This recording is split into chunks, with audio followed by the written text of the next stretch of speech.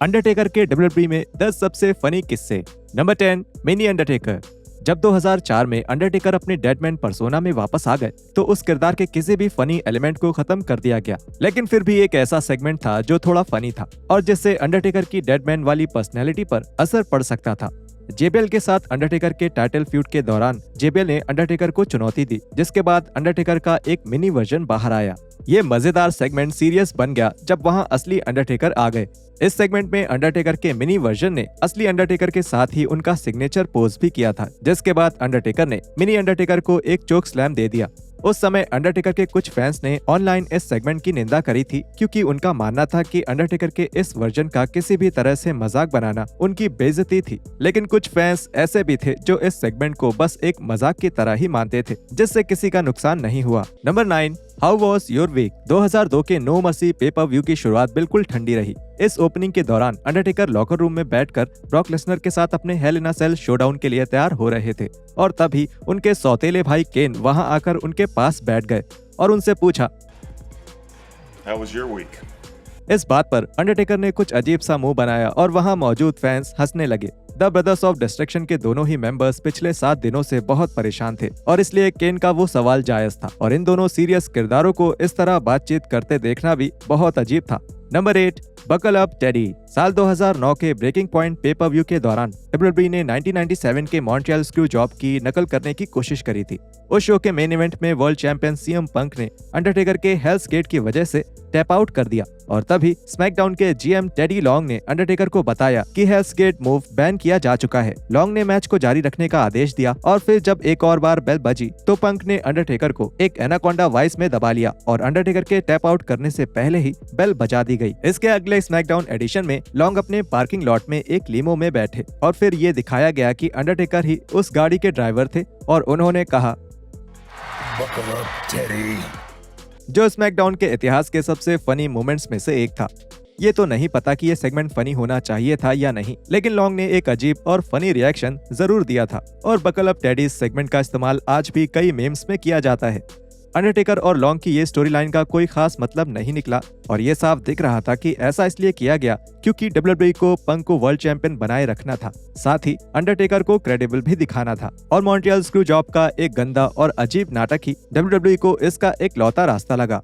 Number 7, those damned pants. पिछले 20 सालों से यही समझा जा रहा था कि 2000 सर्वाइवर सीरीज इवेंट के दौरान अंडरटेकर ने वो भद्दे स्नेक प्रिंट वाले पैंट्स इसलिए पहने थे क्योंकि उनका गियर खो गया था। अंडरटेकर इस इवेंट में कर्ट एंगल के खिलाफ डब्ल्यूडब्ल्यूई टाइटल के लिए मैच लड़ रहे थे और हालांकि ये एक बड़ा पेपर व्यू मैच होना चाहिए था, लेकिन लोगों का ध्यान सिर्फ अंडरटेकर के कपड़ों पर ही था। अपने 6 फीट अंडर पॉडकास्ट पर अंडरटेकर ने बताया कि उन्होंने उस पेपर व्यू में वो पैंट्स क्यों पहने थे और इस दौरान उन्होंने उस लेडी के साथ अपनी बातचीत भी बताई जो उनके कपड़े बनाती थी। मुझे याद है मैं उसके पास गया था, मैं उस वक्त अमेरिकन बैडएस था। मैं उसके पास गया और उसने कहा, तुम सर्वाइवर सीरीज के लिए क्या करना चाहते हो? मैंने कहा, मैं पाइथन स्किन पैंट्स पहनना चाहता हूँ। उसने मुझे घूरा और कहा, नहीं, बिल्कुल नहीं, लेकिन वो जबरदस्त लगेंगे, सोचो जरा। Snake skin pants? मार्क, नहीं, क्या तुम मजाक कर रहे हो? मुझे लगा उसे ये आइडिया अच्छा लगेगा। तुम बहुत बड़े हो, ये भद्दा लगेगा। नहीं, ये अमेरिकन बैडएस का सबसे कूल प्रेजेंटेशन लगेगा। नहीं मार्क, ये नहीं होगा। उसने मुझे वो पैंट्स नहीं पहनने के लिए बहुत समझाया और मैं नहीं माना और फिर वो दिन आ ही गया। मेरे पास कोई और बैकअप नहीं था। जब मैंने उन्हें पहना और देखा तो मैंने सोचा, हे भगवान, तुम आज कर्ट एंगल के खिलाफ मेन इवेंट में हो और तुम ऐसे लग रहे हो जैसे तुम गॉडफादर की पैंट्स पहनकर आ गए हो। इसके बाद अंडरटेकर ने कभी वो पैंट्स डब्ल्यूडब्ल्यूई टीवी पर नहीं पहना।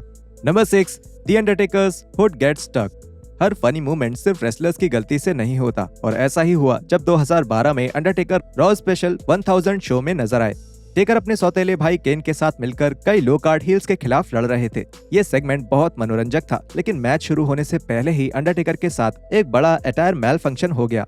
जब एंट्रेंस के दौरान अंडरटेकर अपना हुड हटा रहे थे तब उनका हुड अजीब ढंग से उनके सर पर अटक गया था। इसके बाद उस हुड को अपने सर से हटाने की कोशिश करते हुए अंडरटेकर बहुत अजीब लग रहे थे। डेलास मॉर्निंग न्यूज पर अपने अपीयरेंस के दौरान उन्होंने इस गलती के बारे में बात करी थी। हमारे ओपोनेंट्स ने एंट्री करी, फिर केन ने भी अपनी एंट्री करी और फिर मैंने, और फिर जब मैं अपना कोट उतारने लगा तब वो मुड़ गया।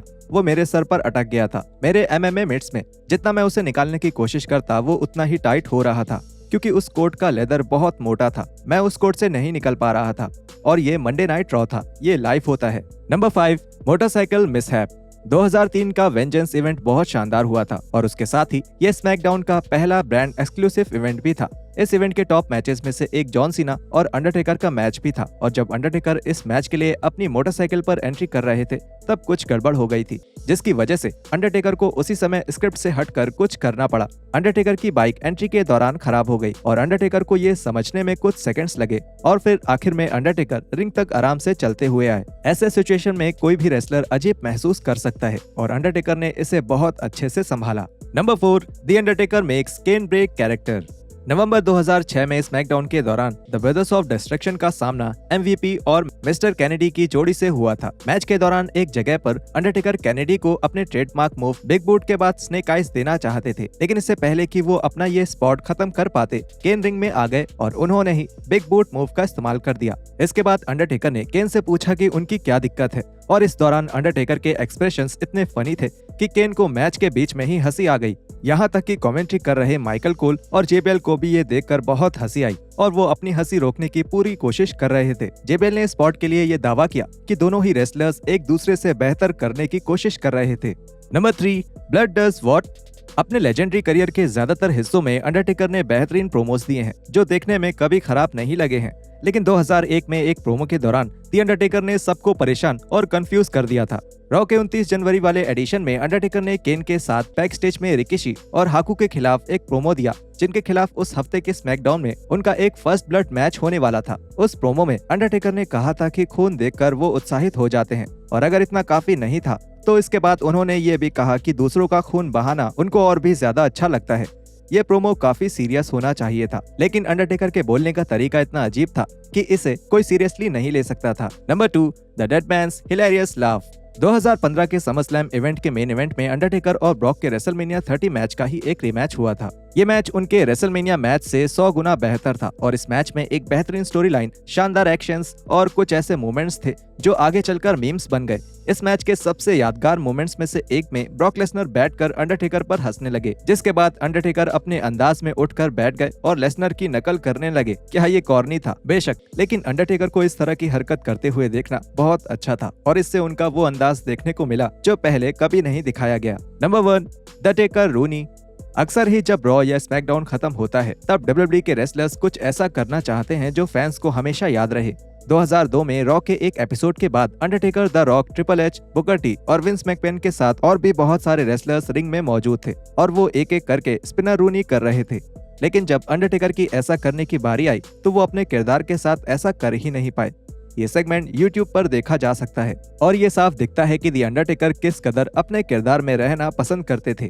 और ये भी साफ दिखता है कि इस सेगमेंट्स में ऐसे कई पल थे जब अंडरटेकर सोच रहे थे कि उन्हें ये स्पॉट करना चाहिए या नहीं। क्रिस वैन फ्लीट के साथ एक इंटरव्यू के दौरान अंडरटेकर ने बताया कि स्पिनर रूनी ही एक ऐसी चीज थी जो उन्होंने WWE में रहते हुए करने से मना किया था। मैं उससे, विंस मैकमैन से हमेशा कहता था, मुझे फर्क नहीं पड़ता तुम कौन हो, क्या करते हो, लेकिन तुम मुझसे ये नहीं करा सकते और आप विंस को नहीं बता सकते कि आप क्या करोगे क्या नहीं, क्योंकि उसके बाद वो आपसे वही कराना चाहेगा। लेकिन मैं ये कह सकता हूँ कि वो मुझसे कभी टेक रूनी नहीं करा पाया तो मैं जीत गया। विंस के साथ ये एक ही लड़ाई थी जो मैं जीता। और यहाँ खत्म होते हैं WWE में अंडरटेकर के 10 सबसे फनी मोमेंट्स। वीडियो कैसी लगी ये हमें नीचे कमेंट्स करके जरूर बताएं और हम मिलते हैं आपसे अगली वीडियो में ऐसे ही कुछ और रेसलिंग कंटेंट के साथ।